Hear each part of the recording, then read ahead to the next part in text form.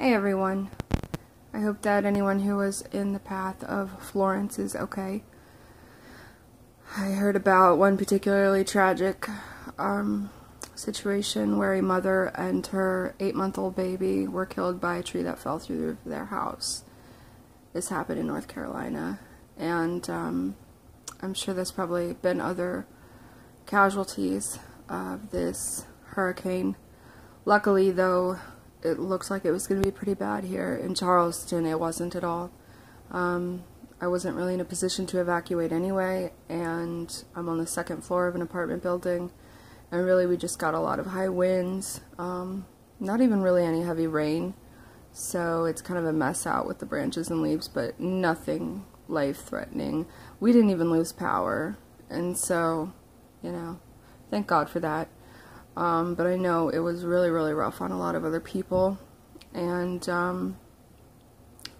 anyone who's watching that was in it, I'm glad you're okay. Hope you're okay, and everybody that you care about is. And this is not going to be an easy video for me, but it's one that I know that I've been needing to do, and particularly because of inquiries I've received via comments that I've made over various videos. And basically this is going to be me talking about how I came from devout religious Catholicism and became basically a prostitute for drugs. And it's not a black and white thing. It's not something that really happens the way that a lot of people think it does. And one of the reasons I'm making this video is because I know that there are many, many girls, many women out there who have been through that, had lived that lifestyle, particularly when drugs are involved, and are ashamed to talk about it, feel like they're very much alone in it, especially if you come from a very religious background. It's not something that I'm proud of.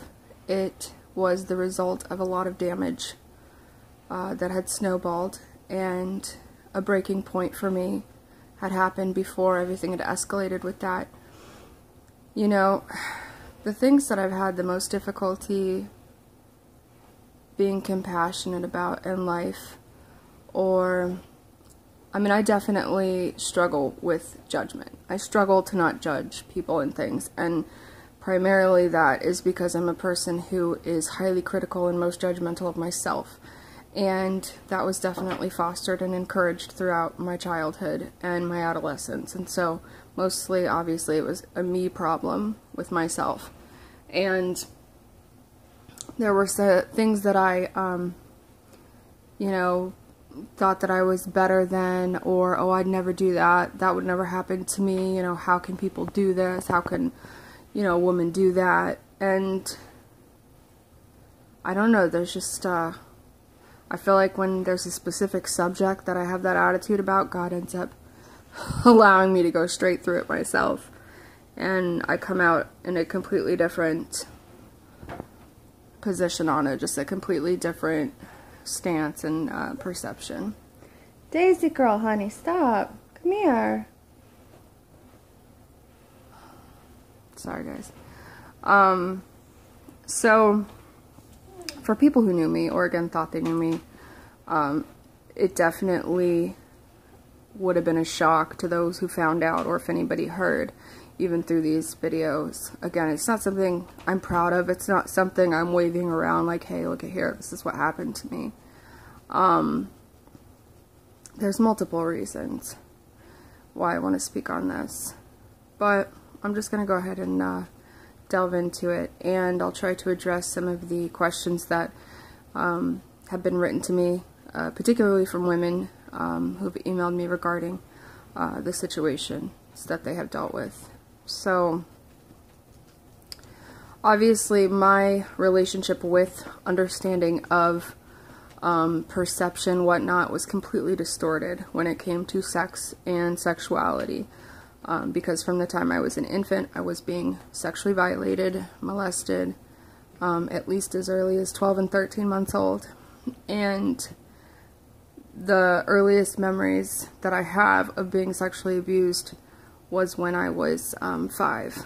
And from 5 to 10, there was a next door neighbor, my friend's dad, who was molesting, even more than molesting, myself and her and some of the other girls on the street that we lived on at the time.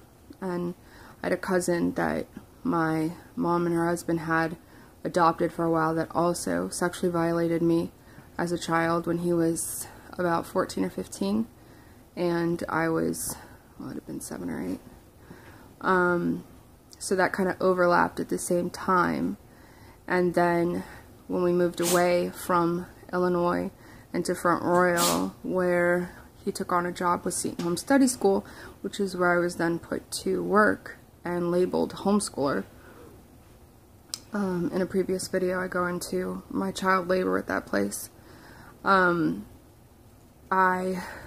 didn't have much of a break before I was starting to be touched and molested by a priest that had moved into our house. Apparently, my mom's husband, who was in the seminary before they got married, before he came back to the U.S. and married her, he was in a seminary and he was friends with this priest. This priest's name is Father George David Byers. He now, as far as I know, lives as a hermit on a hill in North Carolina, which is what he always talked about wanting to do, as far as I remember. I did report him when I was with the Diocese of Arlington, and the lawyer that was working with me for the Eitenauer case, I hadn't even decided to come out and report about this priest until about a year into the exorcisms, because it was actually a lot more difficult for me to come out about that one because of my age, and I don't know how to explain it. For him, for George David Byers, it was vicious. With Eitenauer, he like planted seeds and groomed me, and from the time I was 14, and I had this emotional connection with him, and I thought he loved me like a daughter, strictly a daughter. Like I really couldn't fathom him seeing me any other way, and that's really all I ever wanted, was a real father, a real dad. It's basically the biggest void that I have ever had in my life and still have to this day. And so one of my biggest battles is protecting myself from men who are old enough to be my father, that see that weakness in me and then try to manipulate me for some reason by using it. And so George David Byers was vicious, and he also abused my younger brothers who don't remember. And there's things I'm just not going to get into this video because they're still very upsetting to me. But basically I had written a report. It wasn't about money or anything. I made that clear from the beginning. It was simply about bringing it to the light, making sure that he wasn't around any other kids and couldn't do this again to anybody. And he was with the Fathers of Mercy, is what they're called. And because of the way they're set up, you know, Catholicism's set up in a way with its own courts and laws, and they think that they're above the regular law, and that's why these priests don't go to court, that's why these priests aren't tried, that's why they don't go to prison. You know, they just hide them. And any of you who have heard recently, the Pope Francis proclaimed that how awful it is that the stuff in Philadelphia came out, and these poor priests, the devil is attacking these poor priests by bringing out what they did into the light, and it shouldn't be brought into the light. And I just honestly wouldn't be surprised if a lot of Catholics have started questioning and walking away from that perverted religion, because that's just nauseating. That statement in and of itself is absolutely nauseating. But moving on, because again, I'm going to lead to basically what I'm getting into here. Try to stay on a focus point. So, they talked back and forth with like the Diocese of Charlotte, and then where he was ordained. I don't know what they call it, because he was in a religious order, not specifically a diocesan priest, and so, whatever it was, they just said, you know, it's like a he said, she said type of thing, nothing they can do. And again, because I never did anything actual legal, you know, because I was such a devout Catholic, I trusted God to bring justice through the Catholic Church. And because of everything that I was taught, the way that I was spoken to about it and made to be afraid to communicate about it or to bring to light what's happened, you know, say anything negative whatsoever, or that would tarnish the reputation of a Catholic priest who is in persona Christi, you know, in place of Christ. It's like doing it to Jesus or something. And that's so twisted. That whole mentality is so twisted. And because I was so devout and saw it that way, you can imagine as a child that when this priest started abusing me, which wasn't just sexual, but it was verbal.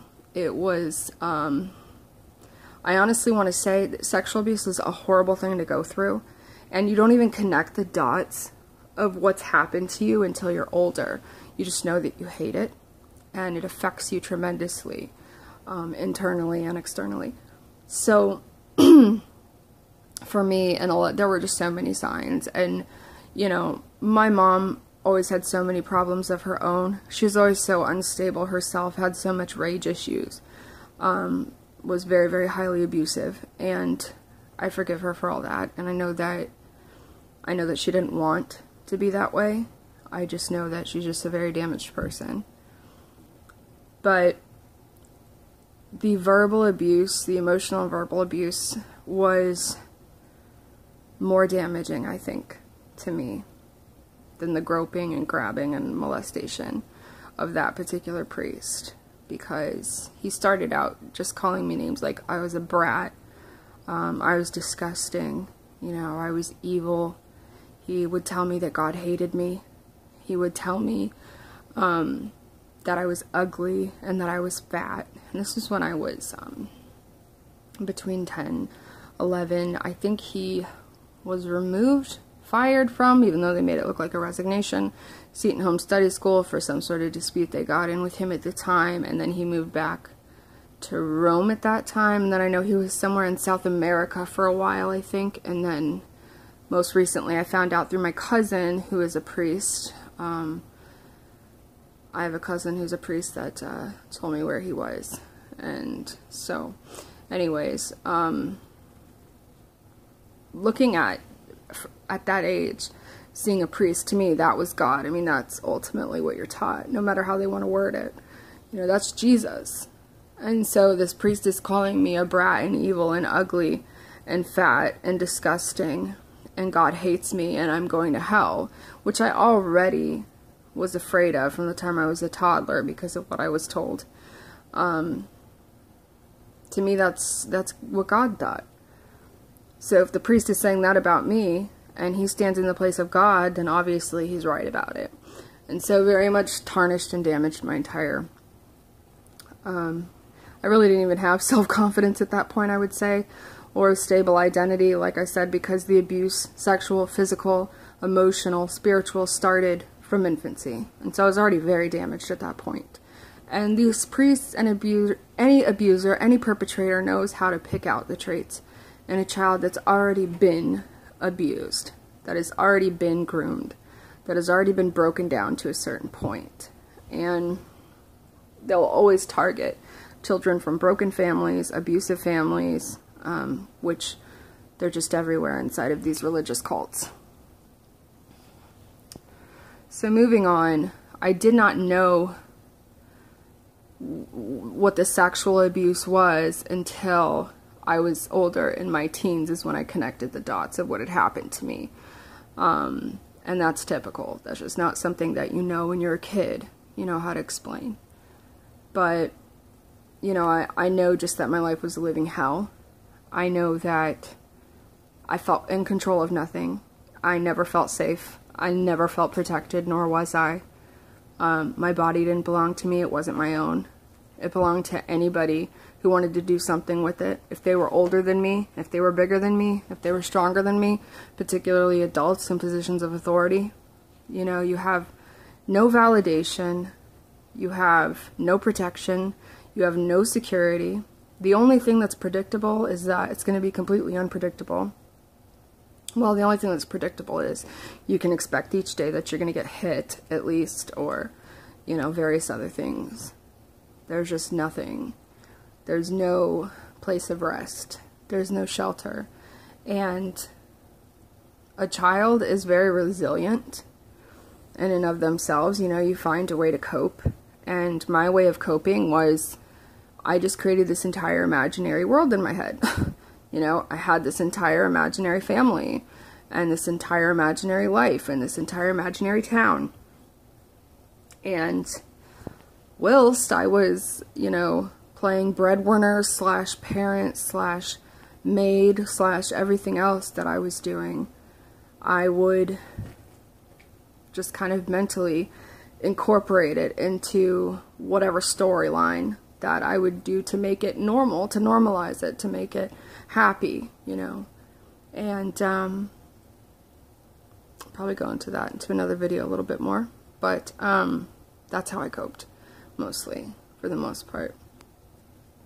So when it came to sex, and I found out more about this when I started seeing a PhD psychologist. She was a Catholic psychologist in near Front Royal, Virginia. I think she was in Stephen City at the time. But she was the first therapist that I had gone to get therapy from. It was after I escaped the cult in Europe and was back in the United States.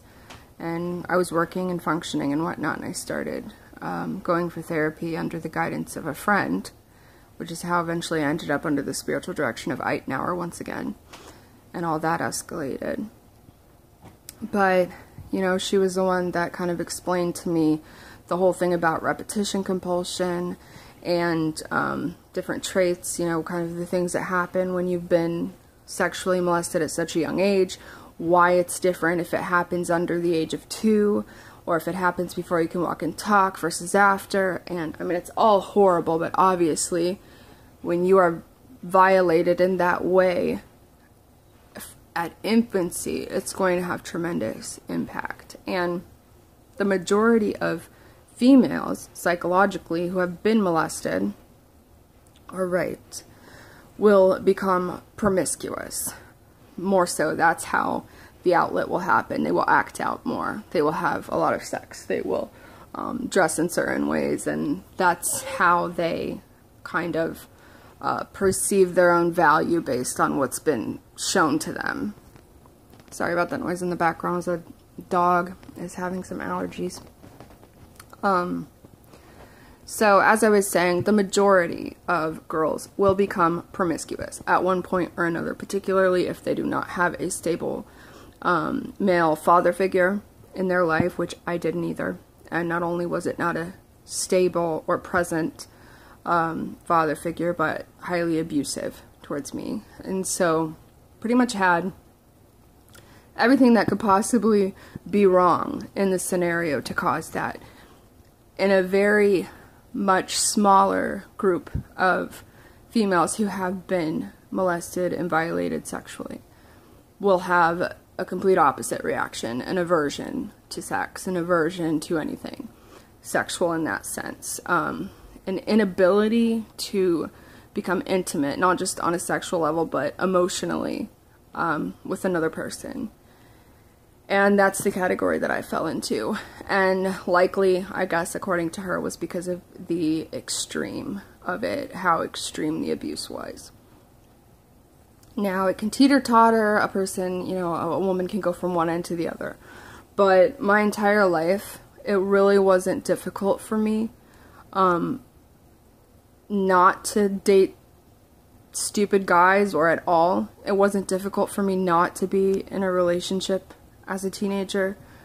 Premarital sex, avoiding that was actually no issue for me because I had an aversion to it. And I had an aversion to intimacy in general because of the level of violation that I had been through. And so I realized it was difficult kind of realizing that once again I was in this kind of smaller category of more extremism. And I went through a phase where pretty much I was struggling with all the labels and diagnoses and things that I got, and I'm definitely past that now. I don't really see myself with labels anymore. It's good to understand why you're a certain way. It's good to understand why you struggle with specific things or not with others, because then you can, it can help you figure out a solution for getting past it.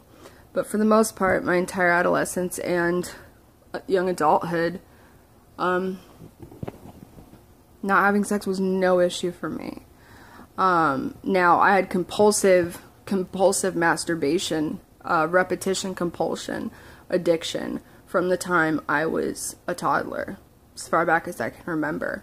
And so that was definitely going on, and that was always connected to abuse for me. That was always a very dark and scary thing almost. It was just something that felt very much out of my control and was very traumatizing to me, but at the same time, I couldn't stop. And again, that's the repetition compulsion psychologically regarding it.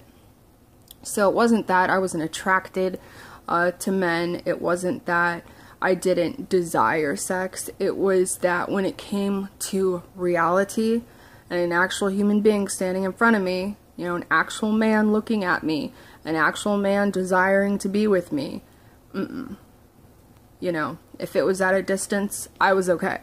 If it was at a distance, which is why for a while, like, the whole online fad thing was great, because these guys would write me and they'd want to meet and I could drag it out. And then even when I did meet them, every single time, I'd like them and I'd think, oh, this is great, this could totally work out, and I'd start feeling like an emotional connection and like talking to them and be excited. But every single time without fail, inevitably every single time, as soon as I was in person with these men, and as a Catholic back then, by my standards and what I was looking for, these were good guys. They were good guys. They weren't ugly. They were good looking guys, most of them. And, it wasn't that. But it was when that moment would come when I realized, that guy was looking at me beyond just, oh, you're just looking at somebody. And I could tell they were interested in me, and I could tell that they desired something with me. That's when I would flip internally. Like, I actually would become physically ill. As in physically ill, I mean I literally would become nauseated and vomit physically, like that night and for several days. And every time the same thing would happen, I just basically froze until I'd get home from the date or whatever, and then email the person sorry and just tell them to leave and that I can't see them again.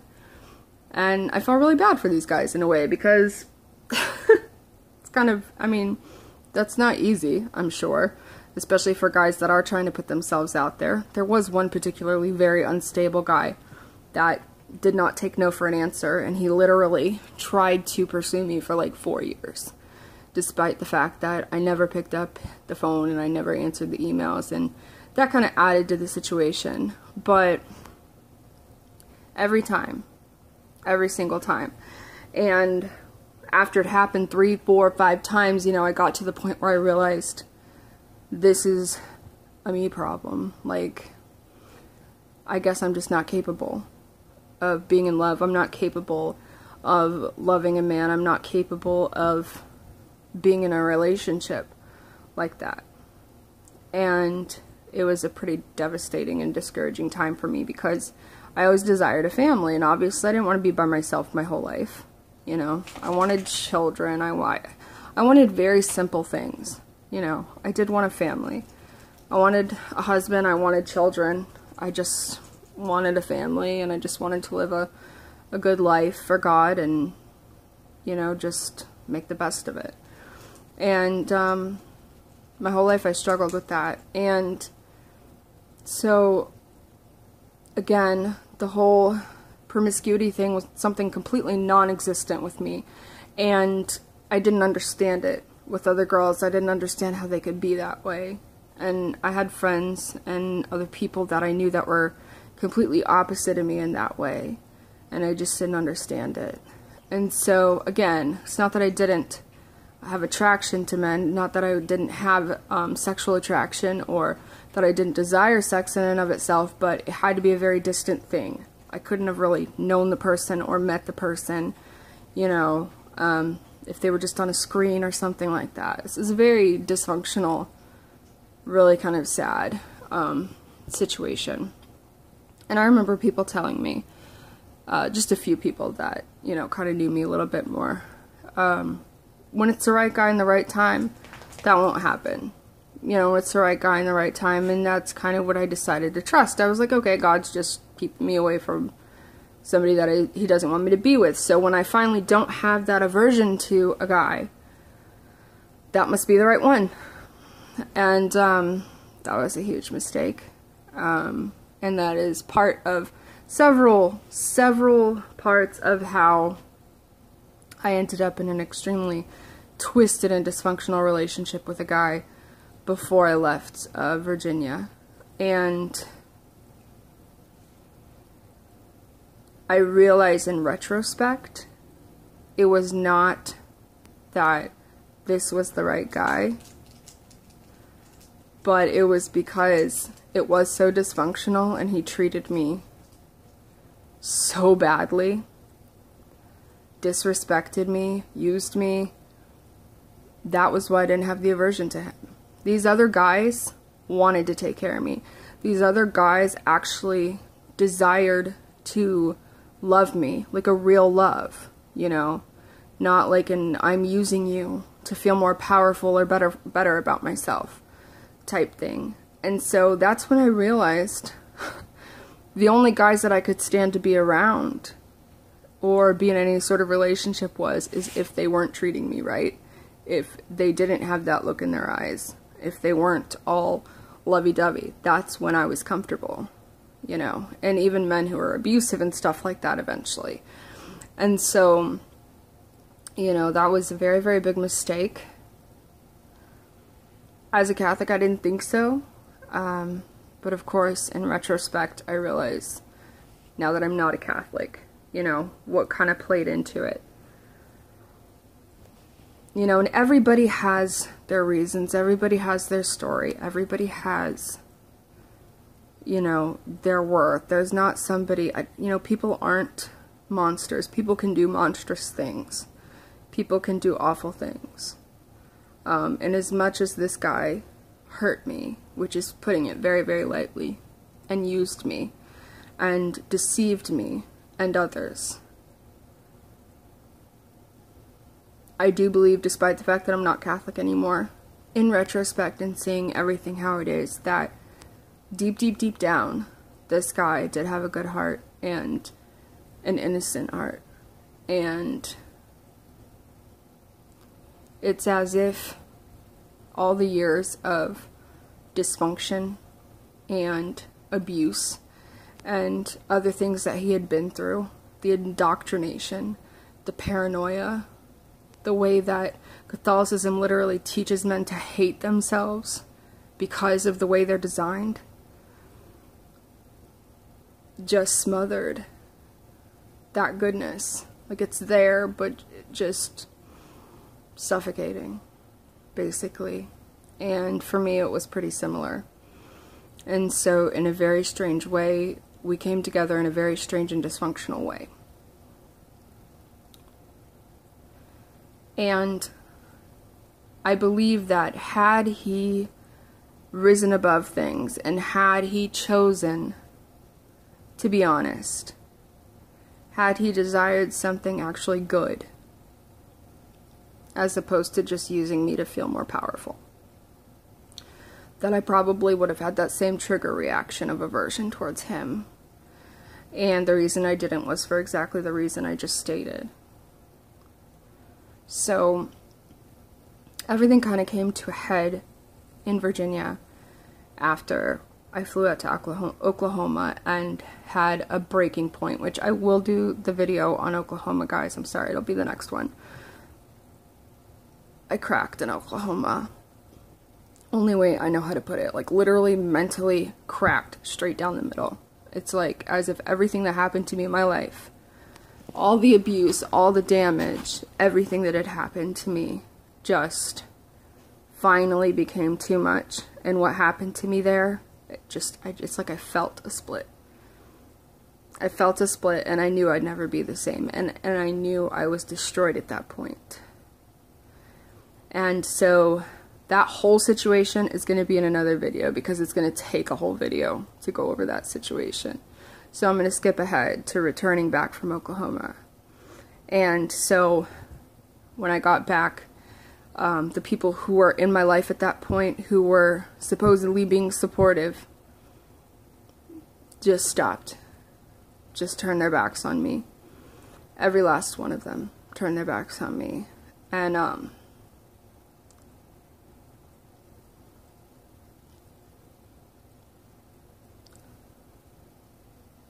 for years, you know, I went through these exorcisms, and these people would just talk about how incredible it was that I could do this, like how amazing it was, and, you know, oh, you're smart, you're brilliant, and you're a warrior, and God's so, you know, proud of you, and all this stuff. People are so validating until you no longer believe what they do.